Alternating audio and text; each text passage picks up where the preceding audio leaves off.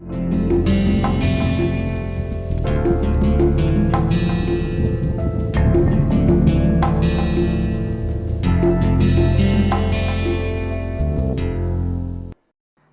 last time we started Hilbert's irreducibility theorem, which states that if f is irreducible, then when you randomly project it to two variables, any irreducible n-variate polynomial, if you project to two variables in a random way, then it will remain irreducible with high probability. So today we will prove this theorem. Recall that the first lemma which we will need is this polynomial identity lemma, which says that if you have an n-variate polynomial which is non-zero, then on random evaluations, the probability of it becoming 0 is very low. Okay, to be precise, it is the degree divided by the sample space. We skip the proof. The proof is easy to give using induction on the number of variables. Second thing we needed is we'll assume that our multivariate polynomial has a key variable x and n other variables, we'll call them y1 to yn, and we'll assume that this is an almost monic polynomial, which means that if you look at it with respect to x, then the leading x monomial, its coefficient will be now a polynomial in y bar in the variables y1 to yn, and if you set them to 0, the coefficient will not vanish. Okay, so the leading coefficient mod y0 is non-zero. In other words, the degree of the polynomial f does not change when you set y1 to yn to 0. This almost monic property can be ensured quite easily given any polynomial. So what you can do is if your polynomial is not almost monic, then you can just shift the variables y1 to yn by a random point, and you can show by using this polynomial identity lemma that it will become almost monic. Also, we noted that factors of almost monic polynomials are themselves almost monic. So now gradually we will move towards the proof of Hilbert's irreducibility theorem. So in that direction, the next lemma that we will do is as follows.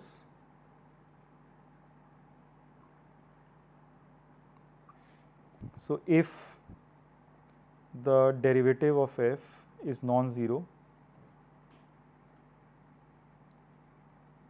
and f is irreducible,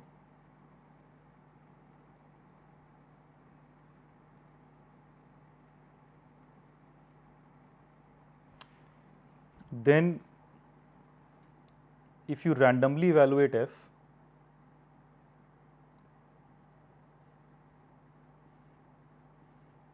the probability that it is square full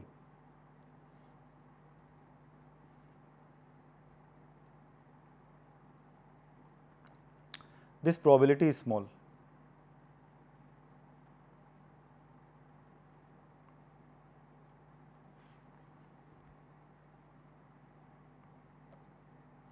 This is less than 2d square divided by the size of the sample space. Okay, so assuming a non-vanishing derivative and irreducibility, we can show that random fixing of y bar keeps the polynomial square free.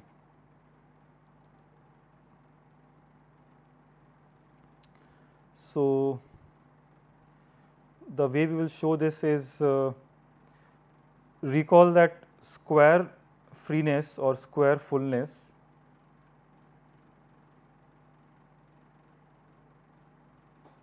relates to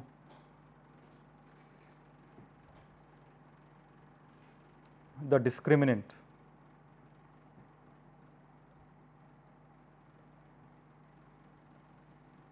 of f. So what is the discriminant?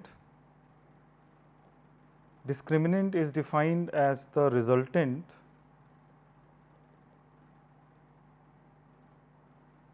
of f with the derivative with respect to x. Okay, so when you do that, then x gets eliminated and you get a polynomial in y1 to yn. That is called discriminant. So recall that by the properties of resultant,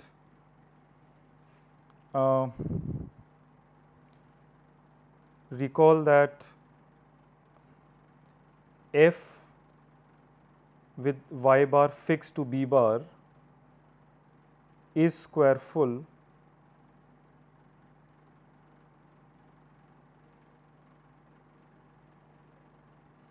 if and only if b bar is a root of the discriminant. Okay, so what this is saying is that the way to interpret it is that when you are fixing the variables y1 to yn, and if suppose your polynomial becomes square full, then this means that b bar that you have picked is a root of the discriminant r. And now you can invoke the polynomial identity lemma, which says that this is a very rare event. Okay, so first note that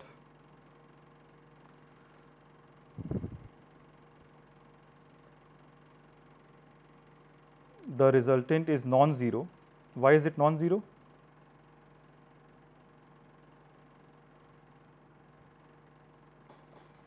It is non-zero because you have assumed that the derivative was non-zero. Okay, so and f obviously is non-zero, so then the resultant is non-zero.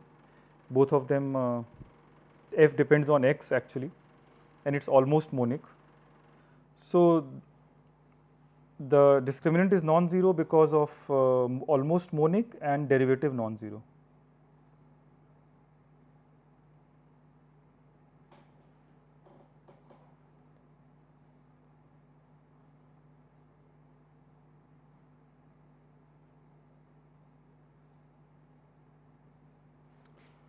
Okay, so because of these two properties, you can check that that R will be non-zero. So R is a non-zero polynomial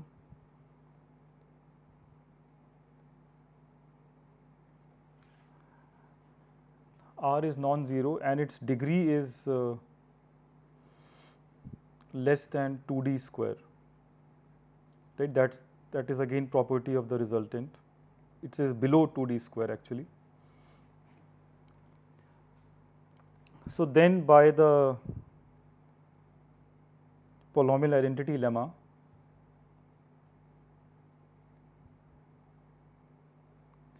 what you can deduce is probability if you pick b bar from S to the n space, then R b bar being 0 or b bar being a root of R, this is a low probability event, it's 2d square by S.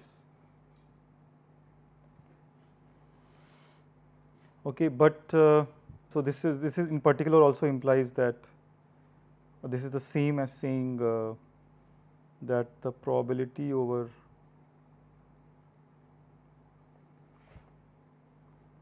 b bar in S to the n space, f being square full,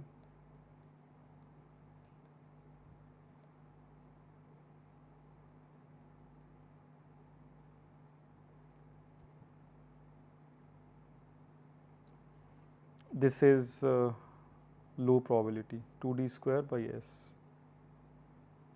Right, that's what we wanted to show. Note that we could have actually instead just assumed that f is square free. You don't need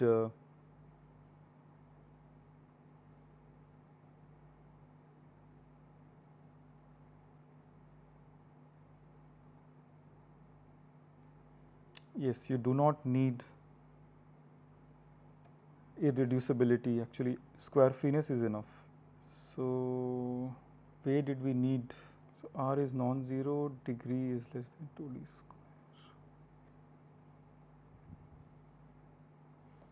Okay, let me keep it. So in fact we should have said that There is something stronger that we are using. Let me correct it.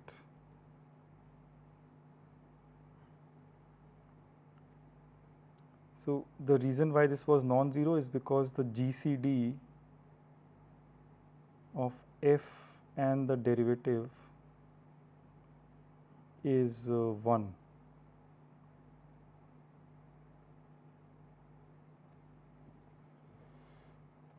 With respect to x.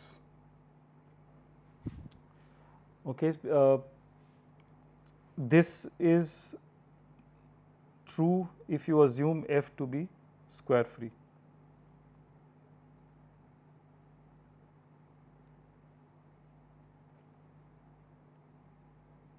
So, if f is square free with non-zero derivative, these two properties will give you the discriminant to be non-zero.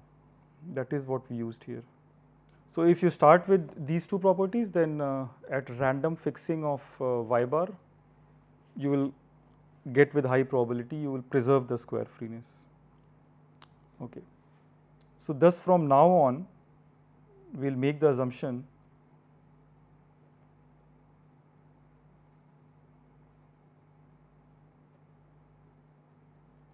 that a random projection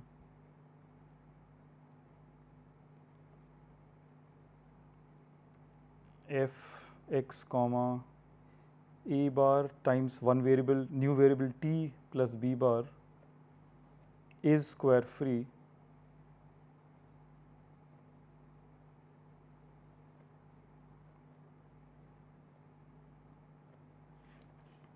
with high probability. Okay, this is because you can, if you even if you just look at t equal to 0 case, x comma b bar, f x comma b bar is square free with high probability, and so with the variability it will continue to be square free. So, we can, since we are using random projections, we can assume from now on that this f at e x comma a bar t plus b bar is indeed square free. So, let us then look at the version of irreducibility theorem that we will prove, or that we need to prove. So, it suffices to prove the following.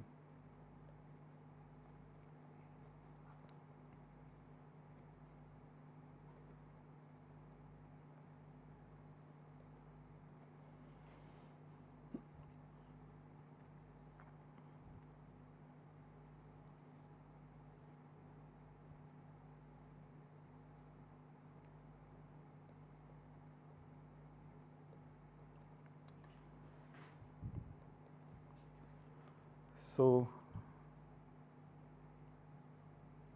let f be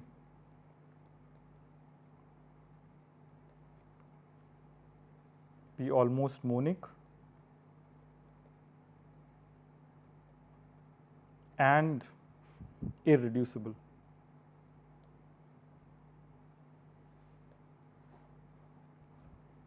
So, in that case, when you randomly project,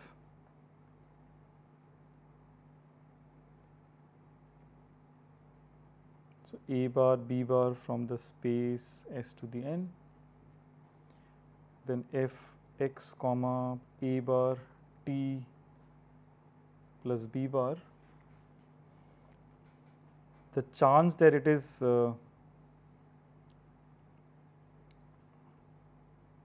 reducible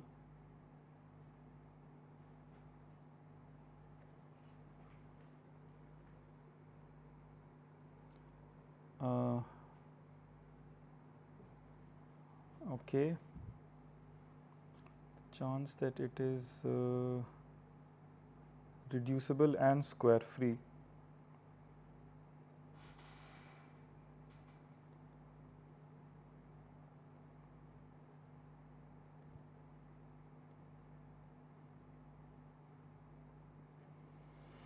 Okay, so since you started with an irreducible polynomial, you would expect that this probability will be low.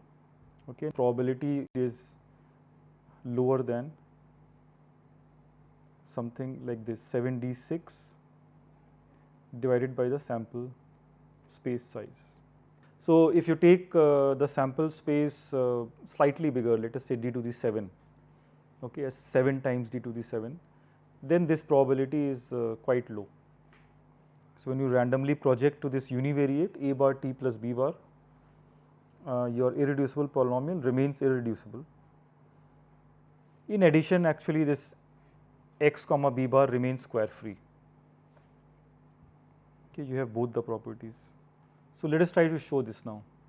It will immediately imply the Hilbert's irreducibility theorem that was stated in the last class.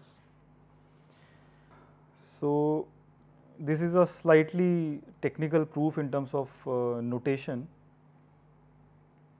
but the idea will be that we will try to factorize f, projected f, using Hensel lifting in two different ways. Okay, so, one way will be you look at this mod t. So, mod t, it is a univariate, there is a factorization, and then you lift it to mod t square, t4 and so on. The other way to start Hensel lifting will be that you replace a bar by the formal variables. Okay, y1, instead of a bar use y bar, and that you look at first mod y bar, then the ideal mod y bar square and so on. Okay, so, there will be two branches of Hensel lifting, or two different ways of doing Hensel lifting. One is mod t powers and other is mod y bar powers. So, this will be clear when we implement this idea. So, the idea is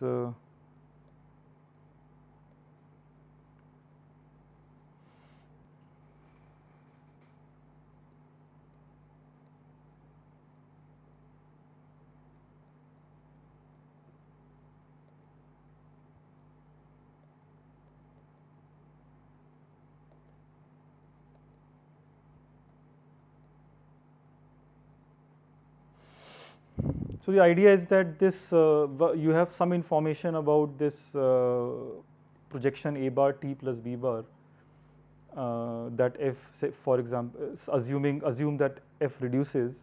So, from this information, how will you go to formal y bar? Okay, so, that jump from fixed a bar to formal y bar, that jump will happen through Hensel lifting in two different ways.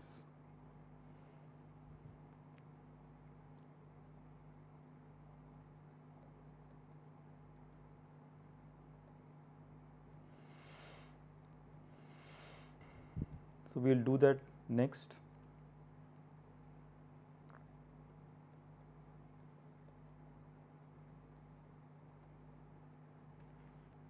Okay. So, also for simplicity we will assume b bar to be 0.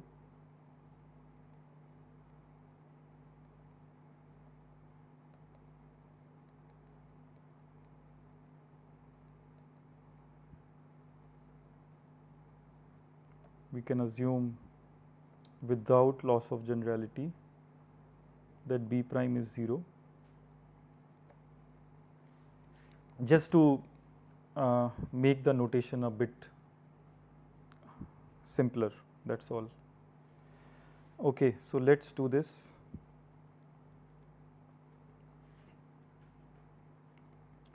So, assume that, start with the assumption that f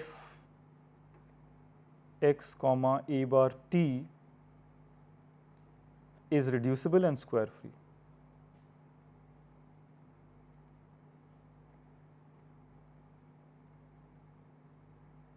Okay, so, that is basically the event which we want to claim, which we are claiming in the theorem statement to be rare, low probability event. So, let us assume that event happens.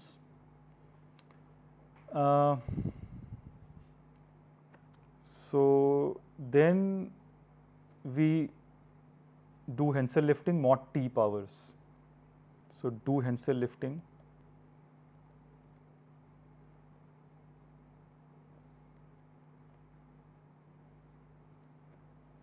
so when you do this, what's the first step? First step is x comma a bar t mod t factorizes into univariates in x, let us say g0x, h0x mod t. Since we have assumed x comma b bar, which is x comma 0 bar, to be square free, that is a very important property, because now you know that g0 and h0 are co-prime. Okay, so this is a co-prime factorization, and we can assume g0 to be irreducible. So let us remember that. So degree of f is degree of fx0 bar, and g0 bar is an irreducible proper factor.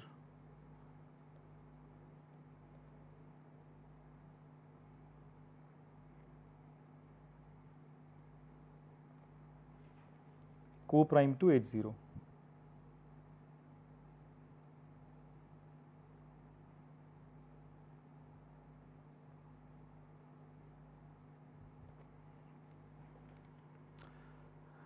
Right, that is the starting point of the Hensel lifting number 1. So, this will then imply that f x comma a bar t after k times will give you gkx times hkx mod t to the 2 to the k. Okay, let us call this equation 1.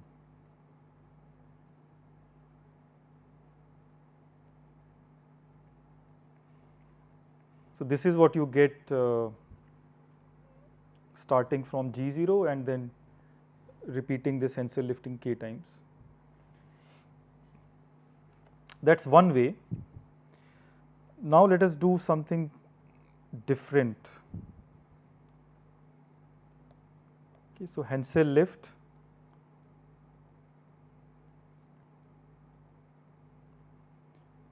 mod y bar powers.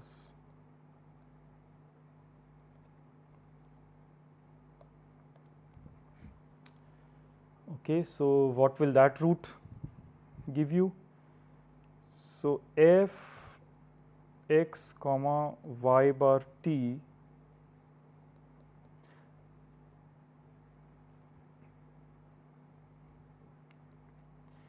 what is it mod y bar? So, the amazing thing here is that mod t mod y bar, it is the same starting point.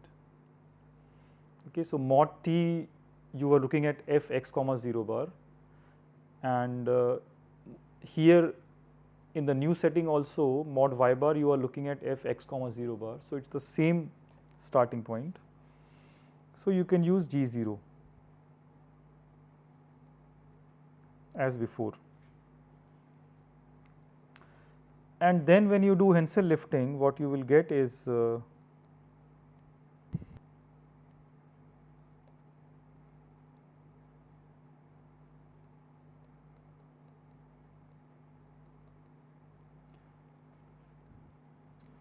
will get let us say gk prime, which is a polynomial in everything, right. So, it is a polynomial in x, in t and in y bar, and you will get hk prime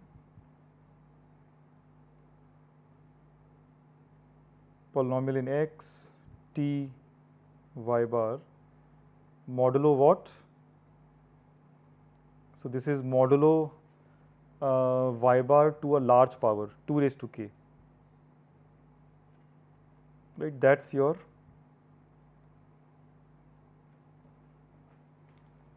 end point of the second type of Hensel lifting. Now we ask the question, what is the relationship between 1 and 2, right?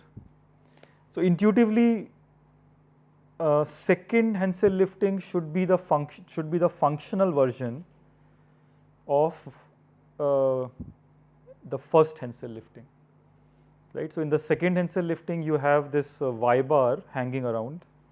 If you fix it to A bar, then intuitively it should give you equation number 1, factoring number, the factorization number 1. But we don't know for sure, right? So we have to, if this is true, we have to actually prove it. Okay, so let us write one more equation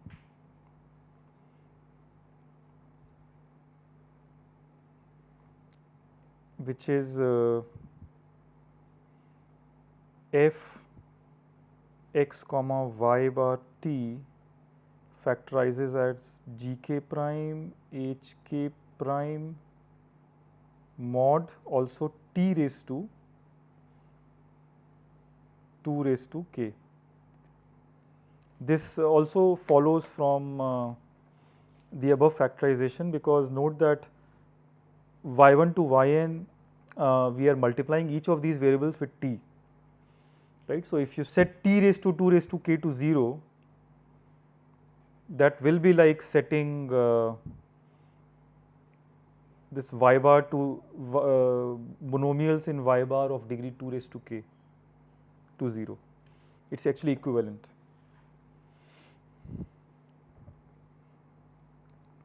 Okay, so we actually have now we have factorization 1 and factorization 2 in the same modulus, right. We have mod t raised to 2 raised to k in both the moduli. In one we have gk hk, in the other in one we have gk, in the other we have gk prime, and in one we have a bar, in other we have y bar. Okay,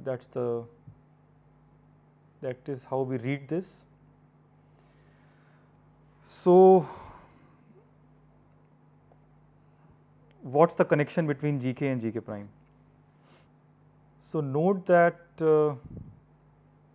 here we can invoke the uniqueness of Hensel lifting mod t raised to 2 raised to k. Okay, gk and gk prime, both of them are almost monic, and for almost monic factors there is this strong uniqueness property of Hensel lifting factorization. So we can actually invoke that. So what will that give you?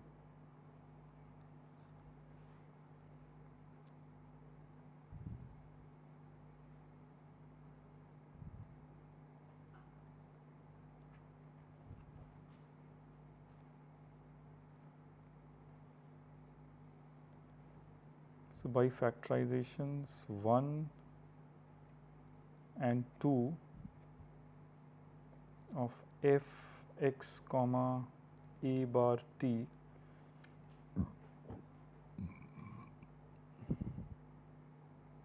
and the uniqueness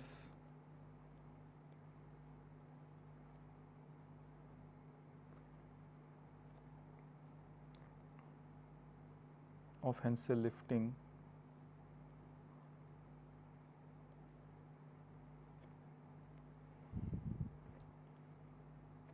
since f is almost monic,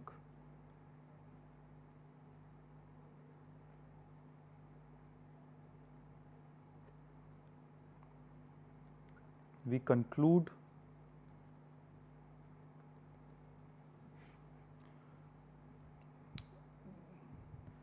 so what do we conclude?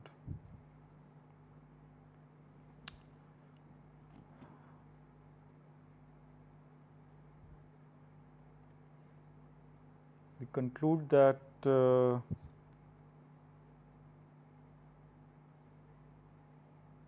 let me change the notation slightly to include a bar here. . . . . . . . . . . . . . . . . . . . . . . . . . . . . . . . . . . . . . . . . . . . . . . . . . . . . . . . . . . . . . . . . . . . . . . . . . . . . . . . . . . . . . . . . . . . . . . . . . . . . . . . . . . . . . . . . . . . . . . . . . . . . . . . . . . . . . . . . . . . . . . . . . . . . . . . . . . . . . . . . . . . . . . . . . . . . . . . . . . . . . . . . . . . . . . . . ,. .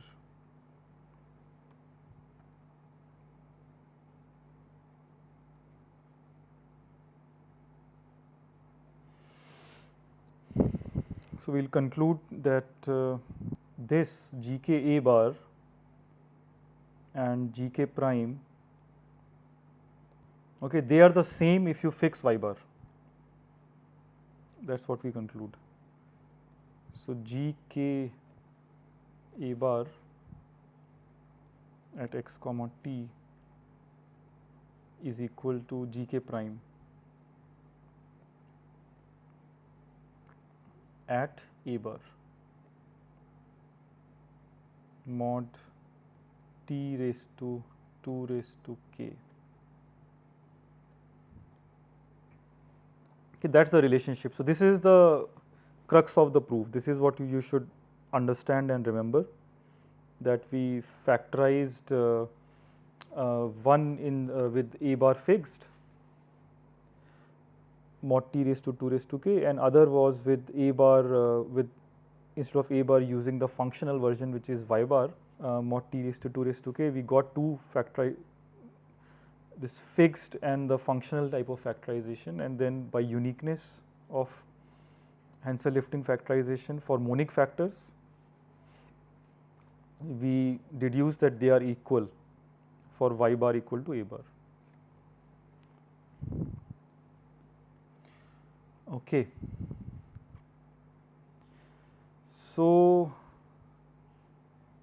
but still we are not really done, right, because this factorization or this gk prime is happening only mod t raised to 2 raised to k.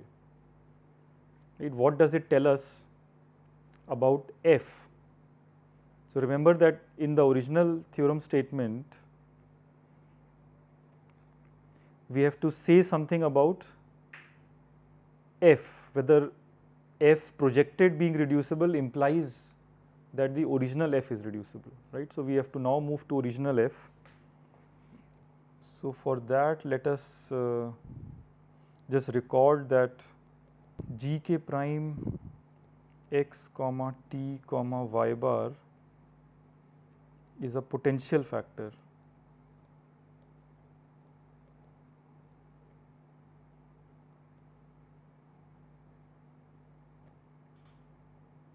of f x comma y bar t,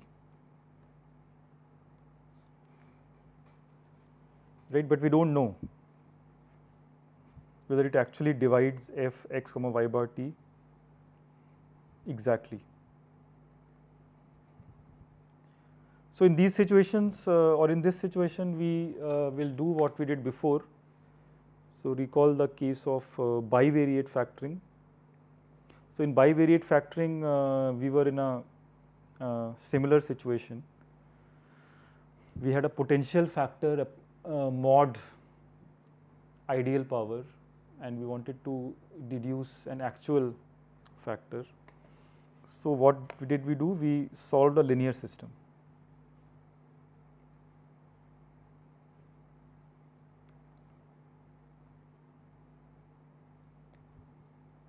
So, consider a linear system as done in the case of bivariate factoring.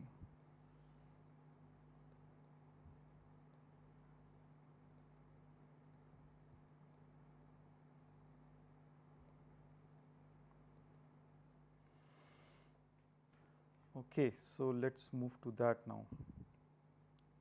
So, claim is that with high probability there exist polynomials g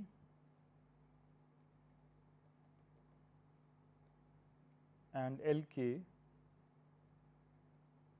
in all these variables x, t, y bar such that g is a multiple of Lk and Gk, Gk prime mod t raised to 2 raised to k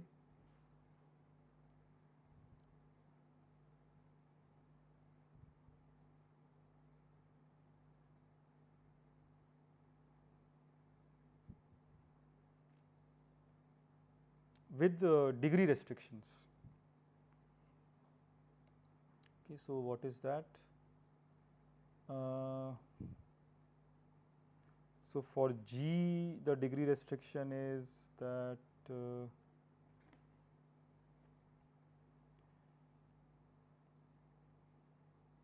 degree of G with respect to x is smaller than that of f.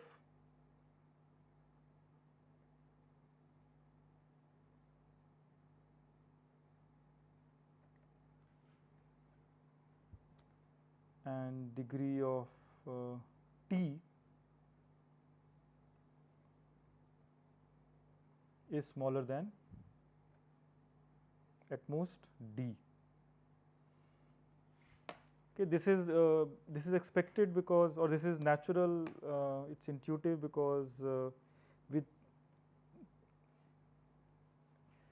we hope to, just like in the case of bivariate factoring, we hope that this gk prime will be associated via multiplication, via product, associated to a factor g of f x comma y bar t.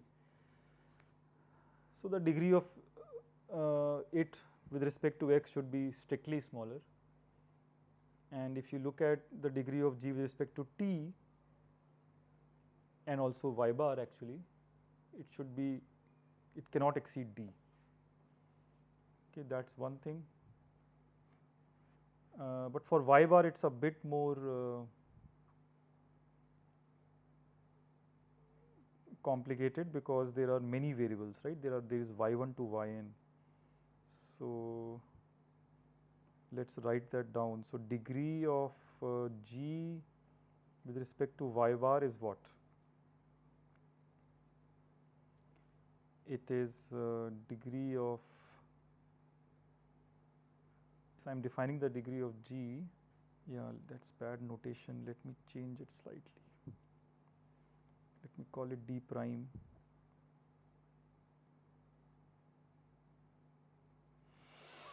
Let me call it d prime, which is actually degree of g with respect to yi for all I. Just sum it up. This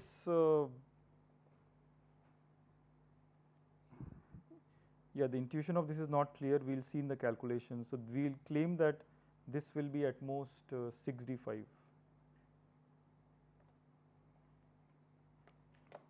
Okay. So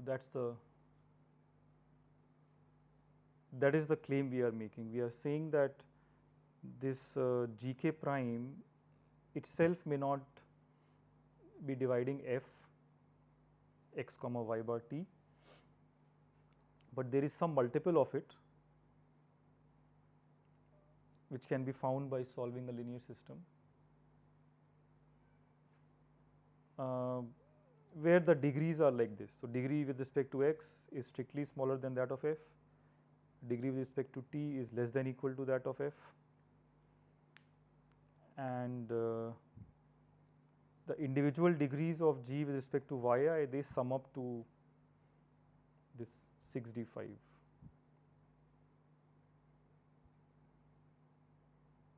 So actually this g may still not divide f.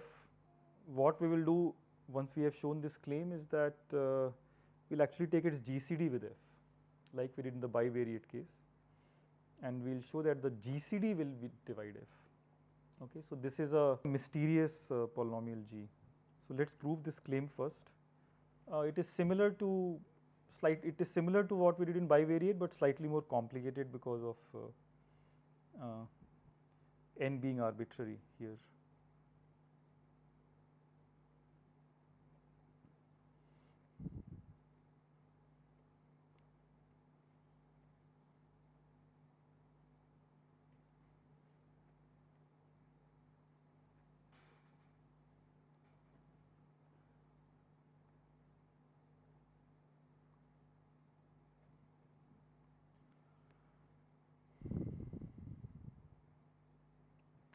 So the first thing that we will do is use this random A bar property that we had before.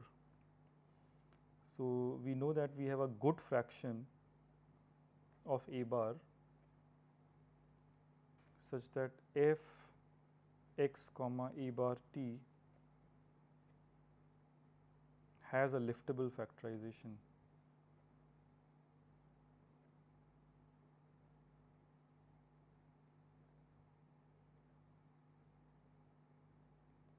Actually, why is that? Why is that fraction good? Let's go back. Just take a step back and try to understand this. So what we are actually assuming is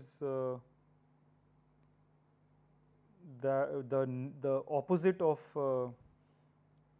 what we want to show, that for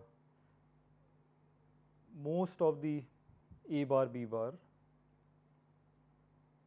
f x comma A bar t plus B bar is reducible.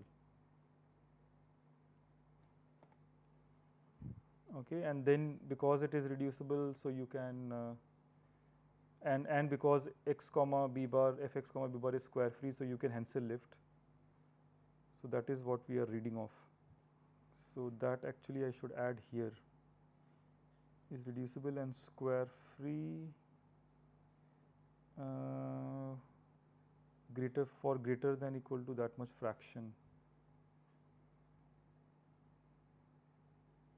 for most A bars.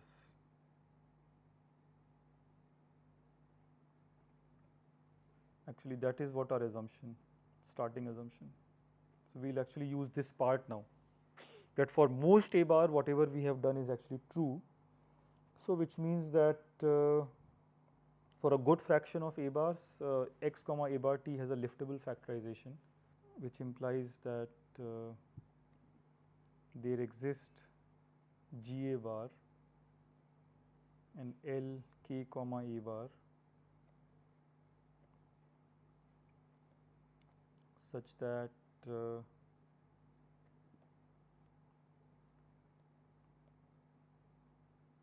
G A bar x t is G k prime x t A bar times L k A bar.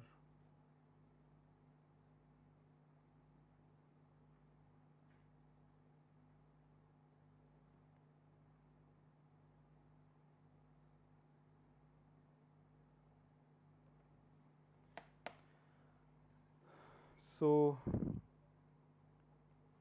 how is this happening?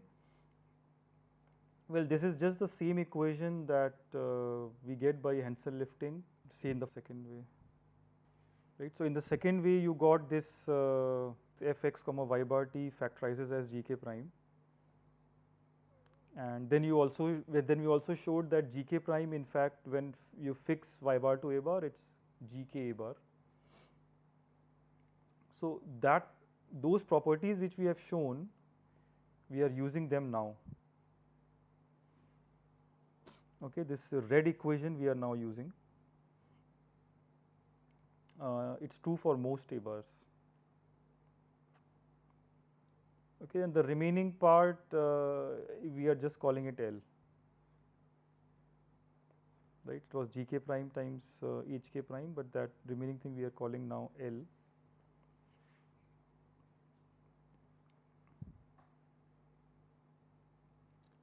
So this is just a reformulation. So, and you can see easily that this degree of G A bar with respect to T, right, it's at most D, because this is actually a factor univariate factor which we lifted. So the degree is bounded by D. Now on the other hand, let us make A bar formal. Yeah. So on the other hand,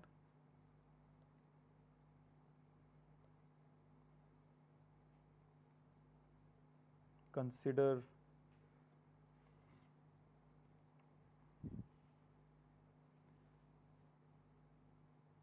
the equation g x t y bar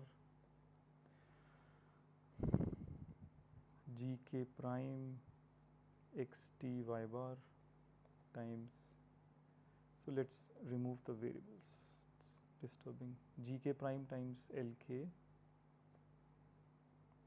mod t raised to 2 raised to k. Consider this equation in red and consider the equation above in blue. So, for the red equation, you know that if you fix y bar equal to a bar for many a bars, for in fact most of the a bars, the linear system has a solution, right. So, intuitively it should also have a solution without fixing y bar. That is the key idea. Okay, this is why we have been trying to connect y bar with a bar. So,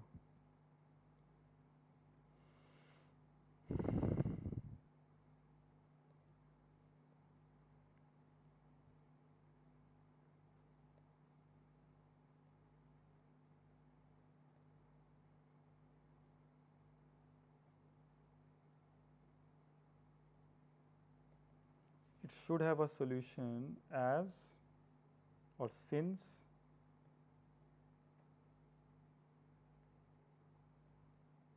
for most y bar fixed to a bar,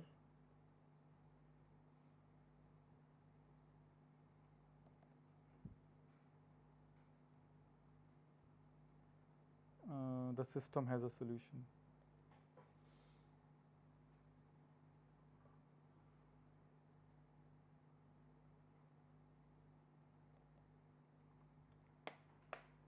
Okay, this idea in green is the key thing that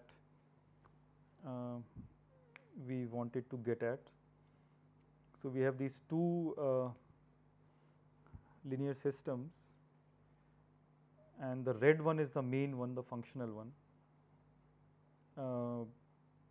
For it to have a solution, it is actually enough if its random fixings have a degree bounded solution. So, now all that remains is to formally prove this.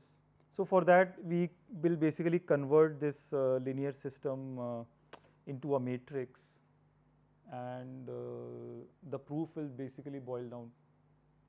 Right. So, let us just now implement this idea or show that this is what is actually happening. So, this linear system, how many unknowns are there?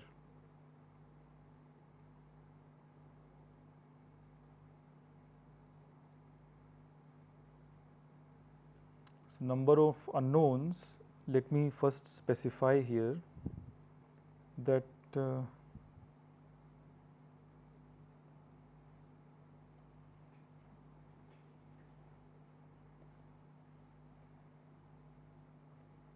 we are thinking of unknowns as polynomials or functions in y bar.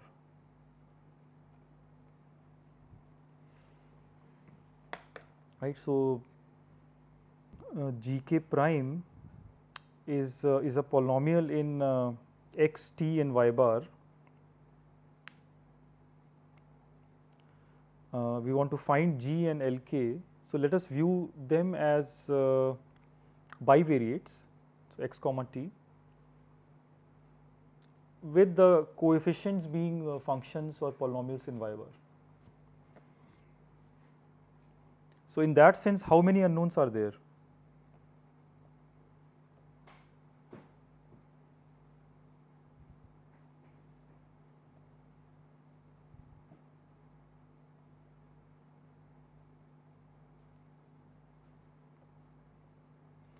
So, that number is easy to compute. So, degree of x is what?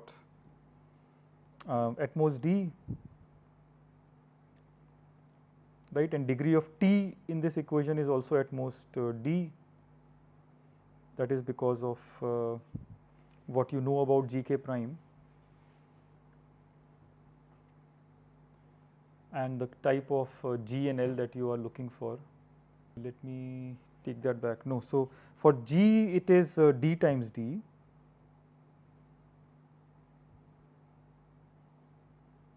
It is D times D. For G, for LK, degree of X is, yeah, it is at most D, but degree of T may go up to 2 raised to K minus 1.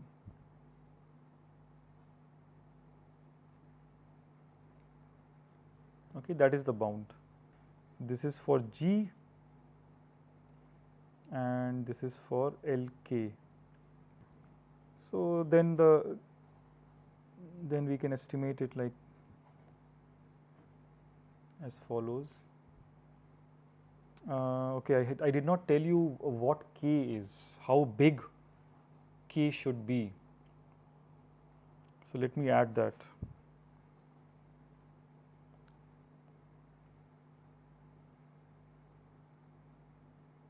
So I will be needing it to be between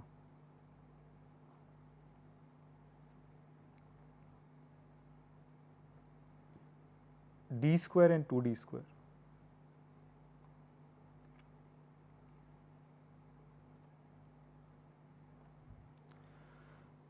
Okay, I am assuming K to be something like 2 log D.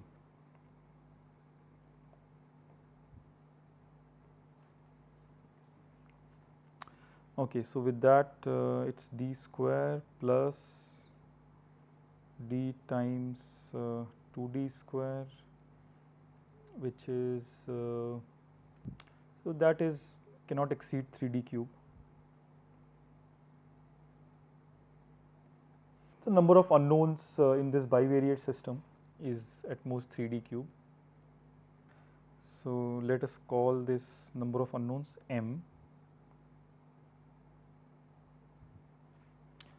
Okay.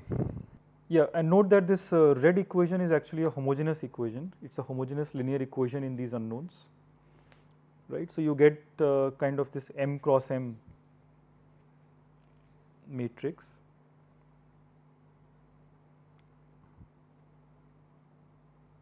When you compare xt monomials both sides.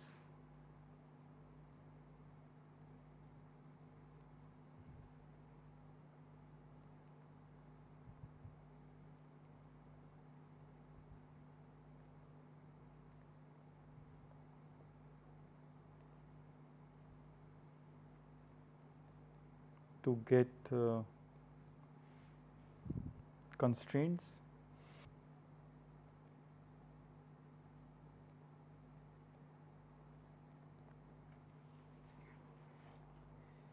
Yeah, but why would it have a non-zero solution, right? So for that we will rely on the random fixing of y bar. We know that if we randomly fix y bar, then there is a solution always. So from that you can deduce that for formal y bar also there has to be a solution, because if there is none, then what happens? So if equation 3 has no solution,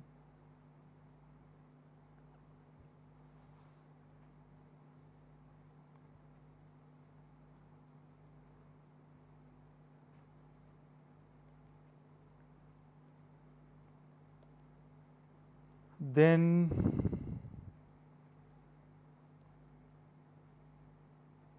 the corresponding M small m cross small m matrix M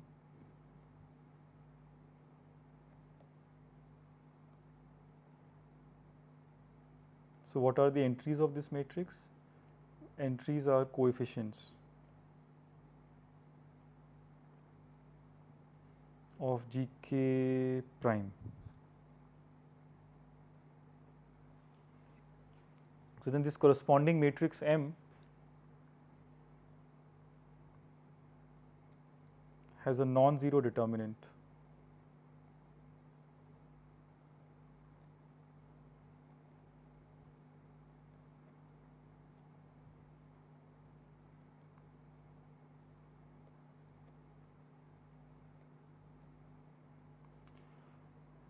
Right, it's a homogeneous equation. If it doesn't have a solution, non-zero solution,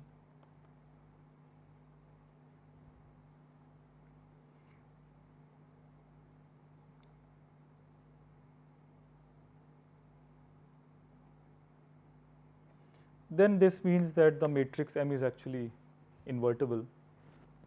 So if you compute its determinant, let's call it, so the matrix M has coefficients of gk prime, right? And those are all polynomials in y bar. So the determinant is also a polynomial in y bar.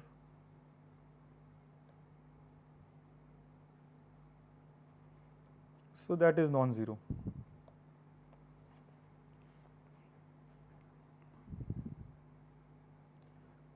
Its degree is given by the dimension, which is m, times each entry's degree, which in turn depends on the degree of gk prime in y bar, right, which is 2 raised to k at most. So what is m? M is at most 3d cube, and what is 2 raised to k? That is at most 2d square. So you get 6d5. So d is non-zero and it has degree at most 6d5. So the probability that it vanishes for a random fixing of y bar, that is quite small.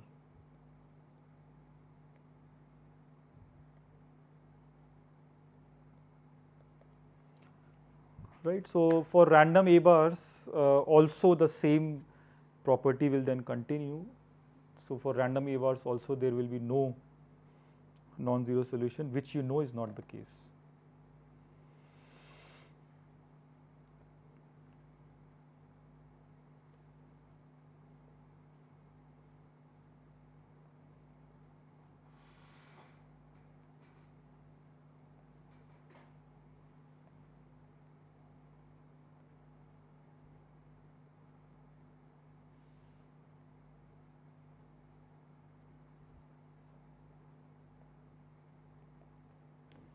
That is a contradiction.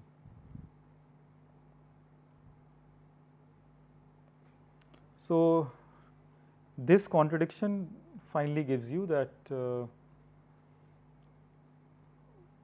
G and Lk exist.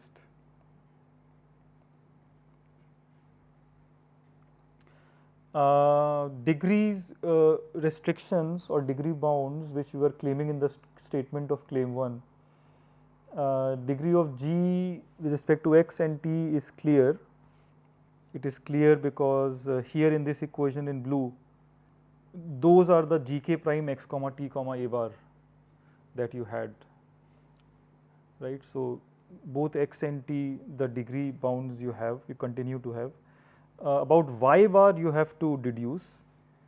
So that you can deduce by as follows. So sigma degree of g yi I 1 to n, this is what?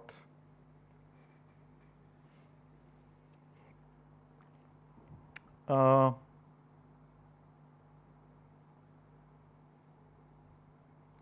this will really depend on the degree of the determinant. Okay, because remember that you have a homogeneous linear system, so the solutions of this linear system, they will actually be given by ratio of determinants. So we can safely say that all this is at most degree of the determinant of M, degree of dy bar, which is at most 65 as shown above.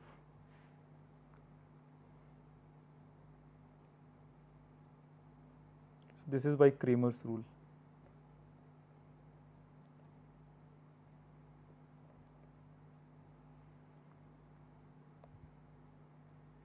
Okay, so what we have shown is that